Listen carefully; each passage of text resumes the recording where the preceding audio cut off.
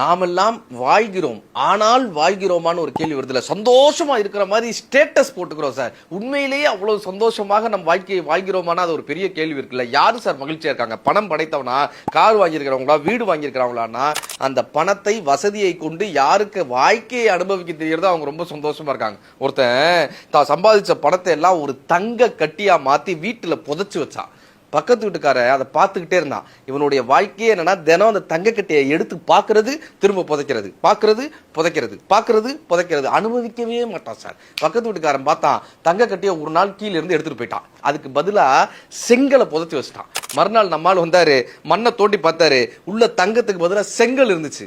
குய்யோ முயோ குய்யோ முயோன்னு கத்திட்டு அழுதான். இப்ப பக்கத்து வீட்டுக்காரர் சொன்னாராம், ஏண்டா பார்க்கறதுக்கு அது தங்க கட்டியா இருந்தா என்ன, செங்க கட்டியா இருந்தா என்னடா, நீ பார்க்க மட்டும்தானடா போற, அனுபவிக்க போறதே இல்லையாடா, பார்க்க மட்டும்தானே போற, செங்கல் போது உனக்கு போனா. சார், பயன்படாத பணம் என்பது, அடுத்தவர்களுக்கு உதவாத பணம் என்பது, நம் வாழ்க்கைக்கு உதவாத பணம் என்பது வெறும் காகிதம் தான். பணம் படைப்பதால் நமக்கு மகிழ்ச்சி வருவதில்லை. பணத்தை அனுபவிக்க தெரிந்தவனே வாழ்க்கையை அனுபவிக்க தெரிந்தவன்.